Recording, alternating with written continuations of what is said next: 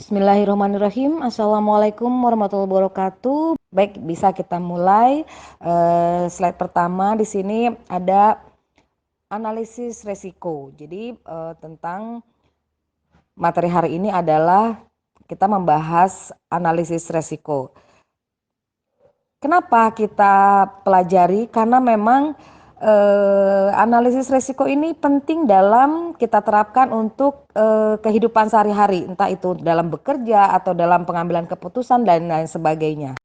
Ada resiko, ada ketidakpastian, dan ada kepastian. Pertama, kepastian, di mana situasi ini hanya terdapat satu kemungkinan saja dan diketahui dengan cepat. Sedangkan resiko adalah situasi di mana terdapat lebih dari satu kemungkinan. Entah itu resikonya berat, sedang, dan lain sebagainya. Itu memang ada porsinya ya. Resiko itu memang ada bermacam-macam, yang berat dan ringan dan sedang seperti itu. Dan yang terakhir adalah ketidakpastian. Ini adalah situasi di mana terdapat lebih dari satu kemungkinan akibat dari keputusan atau kemungkinan yang terjadinya kita tidak ketahui.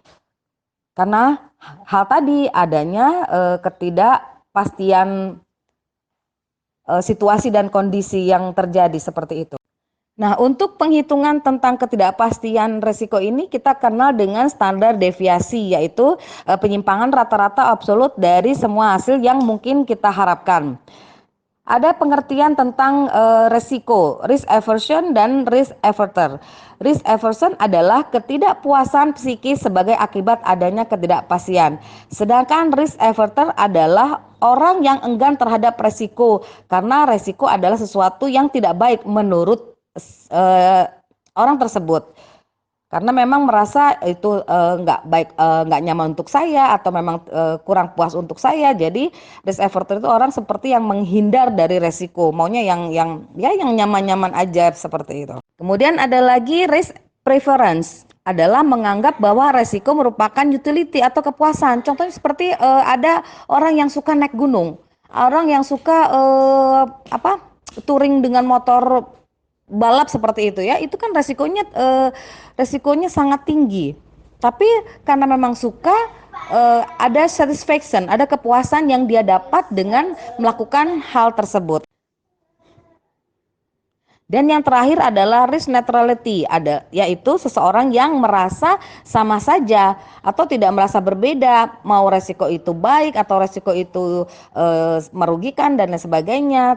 Tapi orang tersebut tidak terlalu memperhatikan. Jadi ya dijalani saja resiko itu. Bahkan ingin mencoba-coba ya, karena memang tidak terlalu mengabaikan baik itu resiko itu yang memberatkan atau juga yang menguntungkan. Dari materi yang di atas tadi, jadi kita sudah mengetahui ya apa itu risiko. Jadi memang risiko itu menghubungkan ketidakpastian dengan tujuan. Jadi ada dampak dari ketidakpastian terhadap tujuan. Dan juga risiko itu suatu kejadian yang tidak pasti atau sejumlah keadaan jika itu terjadi akan berdampak pada pencapaian tujuan. Di sini kita bisa tarik kesimpulan, jadi resiko itu memiliki dua dimensi. Ya, memiliki dua dimensi. Yang pertama ketidakpastian dan yang kedua adalah dampak pada tujuan. Jadi kalau memang kita melakukan sesuatu itu pasti akan mengandung resiko. Resiko apa? Yaitu tadi ada yang memang sesuai dengan tujuan kita, dampaknya memang sesuai target, ada juga karena memang yang dimensi yang pertama tadi adanya ketidakpastian seperti itu ya. Jadi dari seluruh rangkaian materi tadi kita bisa mengambil langkah-langkah dalam pengambilan keputusan dan juga melakukan sesuatu kegiatan itu. Memang di sini resiko itu memang berproses.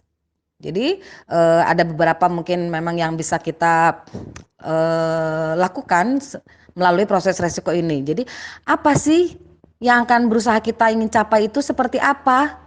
Kemudian yang kedua, pengaruhnya apa terhadap yang kita ingin capai tersebut? Apa ada yang mempengaruhi kita untuk mencapainya? Kemudian yang ketiga, mana dari pengaruh itu yang paling penting dari resiko tersebut. Dan yang keempat, apa sih yang bisa kita kerjakan dengan resiko tadi? Kemudian yang kelima, lakukan supaya kita tahu sampai di mana resiko itu, sampai di mana dampak dari tujuan yang akan kita capai itu. Dan yang terakhir, apakah proses itu yang kita jalankan sudah berhasil? Apakah ada perubahan? Seperti itu ya. Jadi mungkin itu saja yang bisa saya sampaikan materi pada hari ini ya, KBM kita hari ini secara daring, mudah-mudahan bisa manfaat untuk kita semuanya. Terima kasih, saya Bu Ade Muslimat, dosen dari MK Ekonomi Manajerial.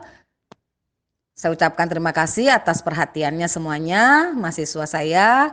Kurang lebihnya saya mohon maaf. Wassalamualaikum warahmatullahi wabarakatuh. Selamat pagi dan salam sejahtera untuk kita semuanya.